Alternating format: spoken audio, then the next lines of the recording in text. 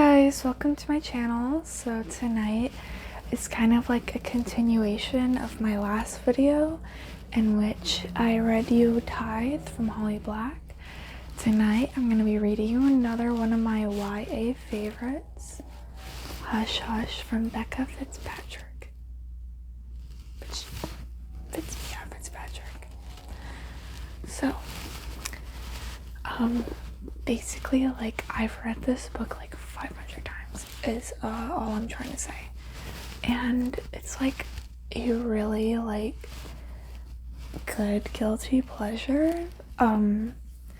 It's an enjoyable book, but definitely not a good one. It's one of those books where you read it and you hate the main character.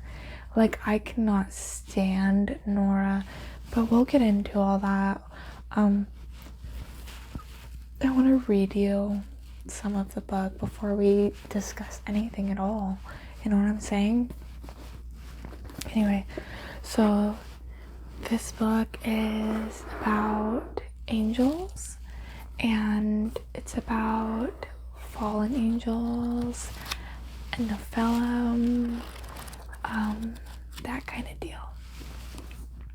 So let's just get into it.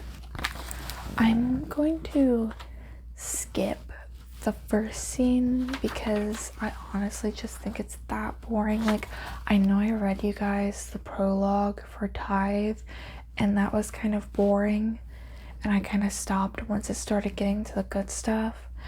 But like, this is really boring. Like, this is like extra, super special, extra like boring. You know what I'm saying? So look at this aesthetic. My god. Anyway, I don't know when this one was published. 2009. Not behind on the times, girly. Anyway, I'll just tell you what happens in the prologue. So basically, there's this big, strong, big boy, kind of like angel, who, it's in like the 1800s or sometime like that, like sometime when there's horse-driven carriages. Think JoJo's Bizarre Adventure, you know what I'm talking about. But basically, like, he like forces someone into giving away their soul, because how it works is, I actually am not entirely sure how it works. That's a good question. But basically, like, fallen angels, once a year, I don't remember when in the year, they get to take over the body of, I believe they're Nephilim, but they have to be contracted with them. But he forces a Nephilim into this contract with him, and it's kind of like, it revealed later on who that person was. But yeah, like, that's the prologue. It's like super boring, and we're skipping it. Anyway, so if you don't know what a Nephilim is, actually, I think that they explain it, so we're not going to talk about it. So, and this is a softback, so you know it's abused. Anyway, so Chapter 1, Coldwater, Maine, present day. I walked into biology and my jaw fell open. Mysteriously adhered to the chalkboard was a Barbie doll with Ken at her side. They'd been forced to link arms and were naked except for artificial leaves placed in a few choice locations. Scribbled above their head in thick pink chalk was the invitation: welcome to human reproduction. Sex. At my side, V. Sky said, this is exactly why the school outlaws camera phones.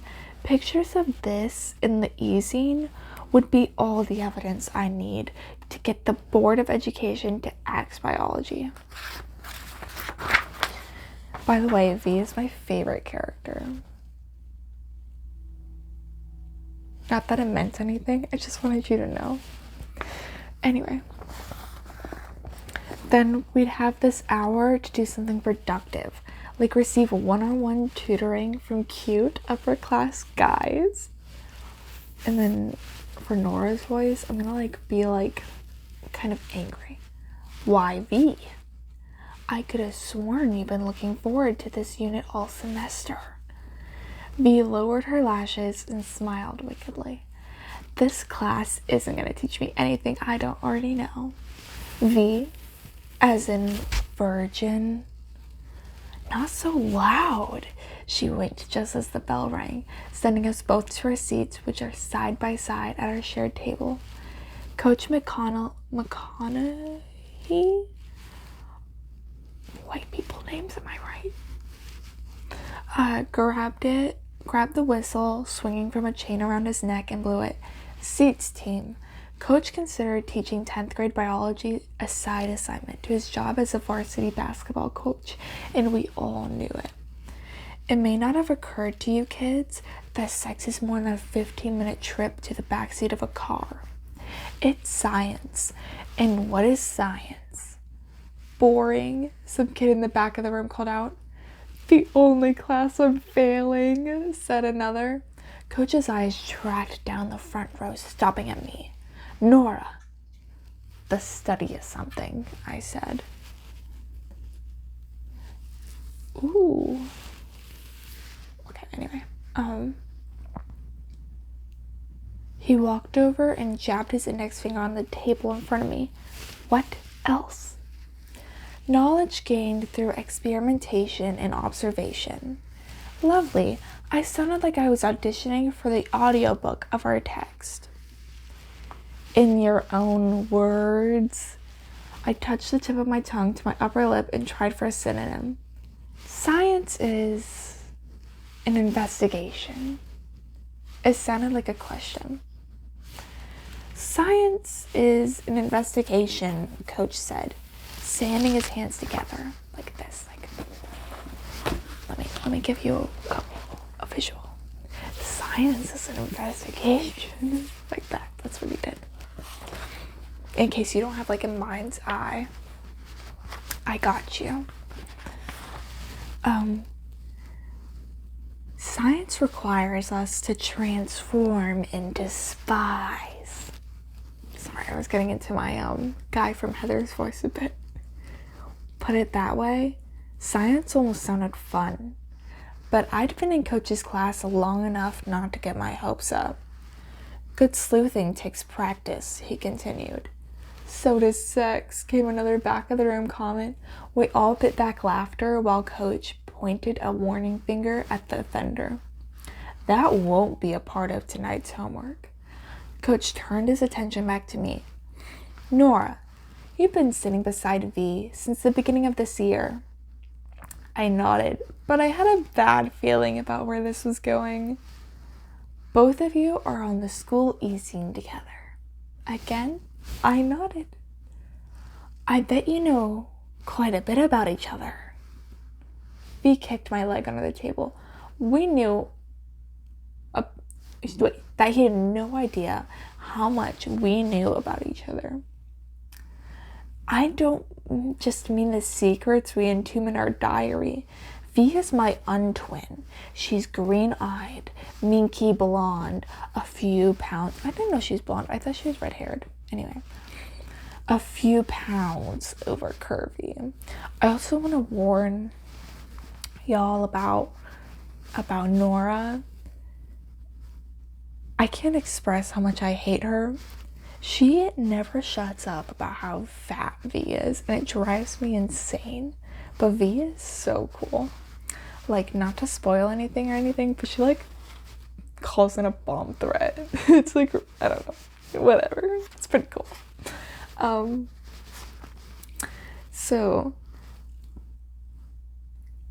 I'm a smoky-eyed brunette with volumes of curly hair that holds its own, even with the best flat iron.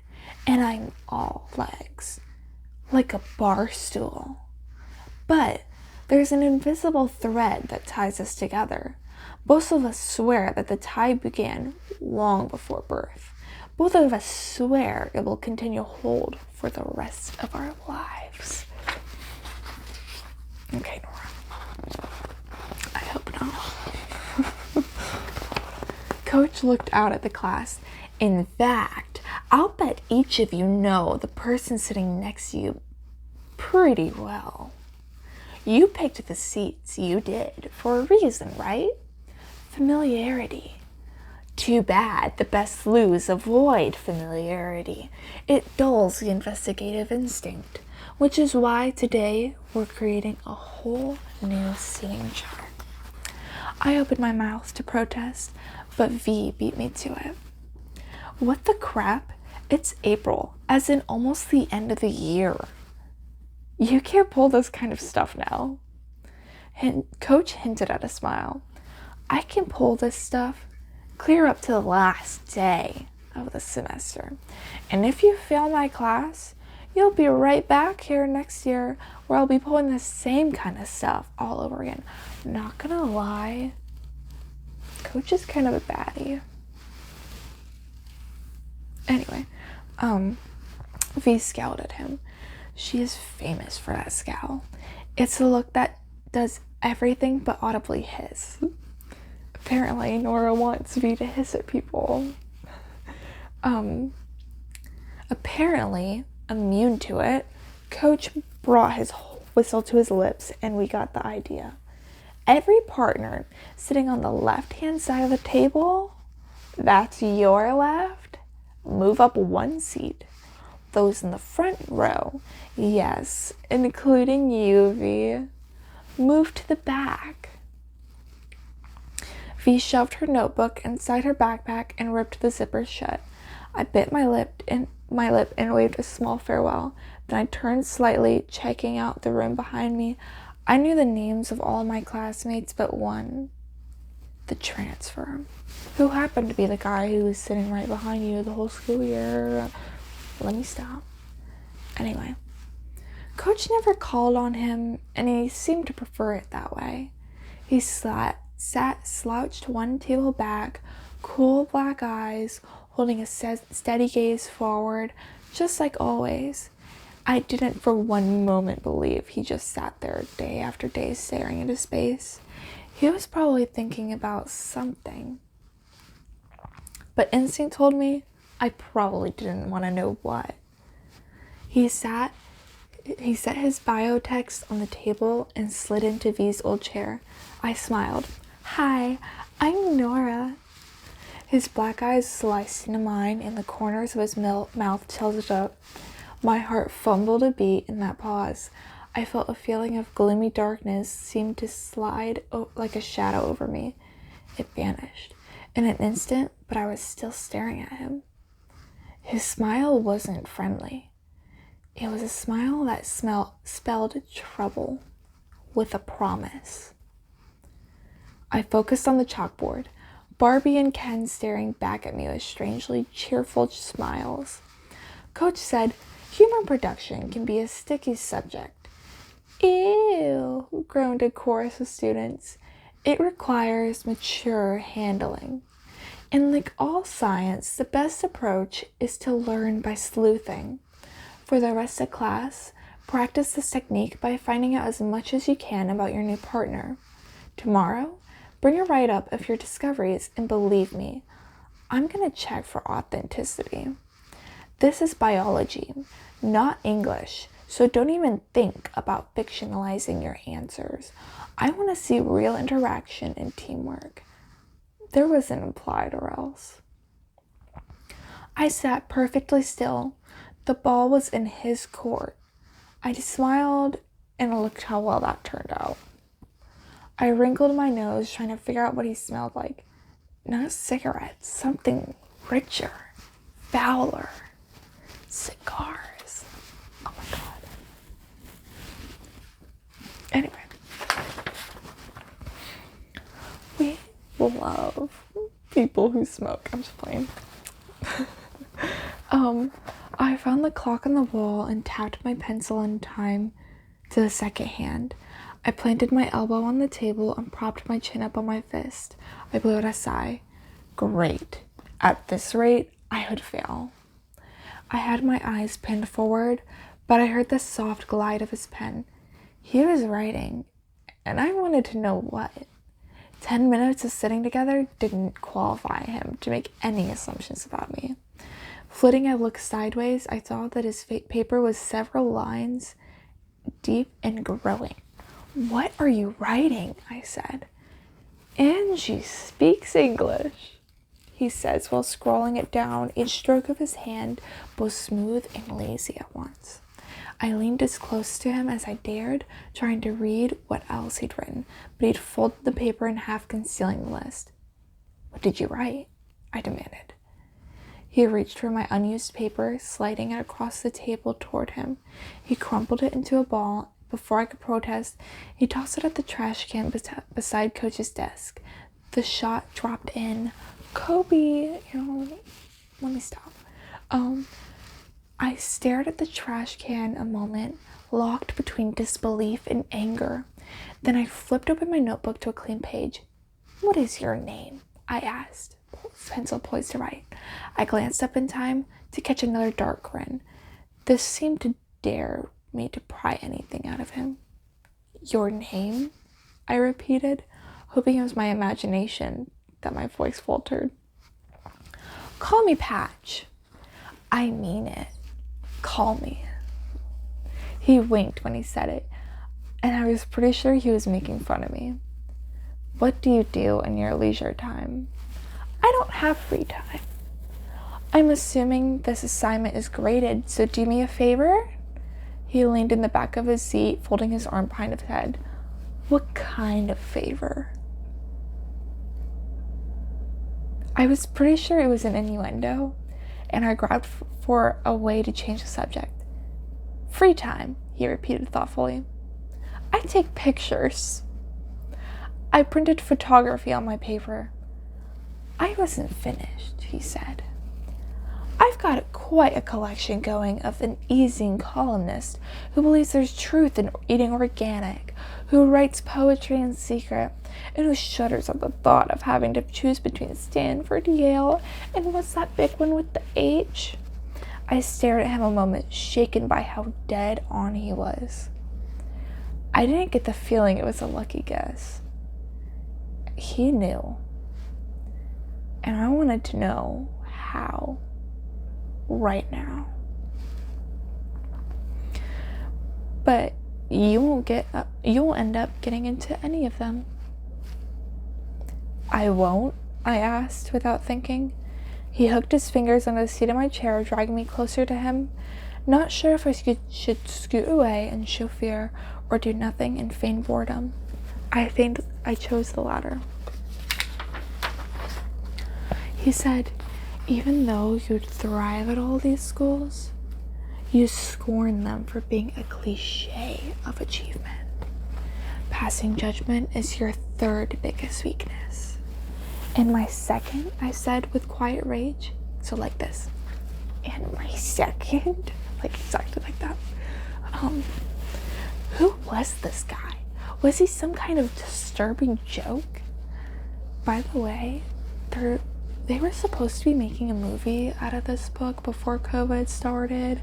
I don't know if maybe COVID made people realize maybe they shouldn't, but I hope to God they do, because I am going to see it in theaters when they do. Anyway, I just forgot to mention that earlier. You don't know how to trust. I take that back. You trust just all the wrong people. And my first, I demanded, you keep life on a short leash. What's that supposed to mean? You're scared of what you can't control. The hair at the nape of my neck stood on end, and the temperature in the room seemed to chill. Ordinarily, I would have gone straight to Coach's desk and requested a new seating chart, but I refused to let Patch think he could intimidate or scare me. I felt an irrational need to defend myself and decided right then and there that I wouldn't back down until he did. "Do you sleep naked?" he asked. My mouth threatened to drop, but I held it in check. You're hardly the person I'd tell. Ever been to a shrink? No, I lied. The truth was, I was in counseling with the school psychologist, Dr. Hendrickson. It wasn't by choice, and it wasn't something I'd like to talk about. Done anything illegal? No. Occasionally breaking the speed limit wouldn't count. Not with him. Why don't you ask something like normal, like my favorite kind of music? I'm not going to ask what I can guess. You do not know the type of music I listen to. Baroque. With you, it's all about order, control. I bet you play, the cello? He said it like he pulled the guess out of thin air. Wrong. Another lie, but this one sent a chill rippling down my skin. Who was he really?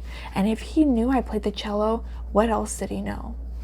That you sleep naked, Nora. He literally just said, I'm not even playing it, literally just said that he knows you sleep naked. Let me continue. What's that? Patch tapped his pen against the inside of my wrist. Instinctively, I pulled away. A birthmark? By the way, this doesn't carry the same warning as type does. It's not self-harm. You can rest easy. It actually is a birthmark. Looks like a scar. Are you suicidal, Nora? His eyes connected with mine, and I could feel him laughing. Parents married or divorced? I live with my mom. Where's Dad? My dad passed away last year. How did he die? I flinched. He was murdered. This is kind of personal territory, if you don't mind. There is a count of silence, and the edge of Patch's eyes seemed to soften a touch. That must be hard. He sounded like he meant it. The bell rang, and Patch was on his feet, marking his way toward the door. Wait, I called out. He didn't turn. Excuse me. He was through the door. Patch, I didn't get anything on you. He turned back and walked around toward me, taking my hand and scribbled something on it before I thought to pull away. I looked down at the 7 numbers in red ink on my palm and made a fist around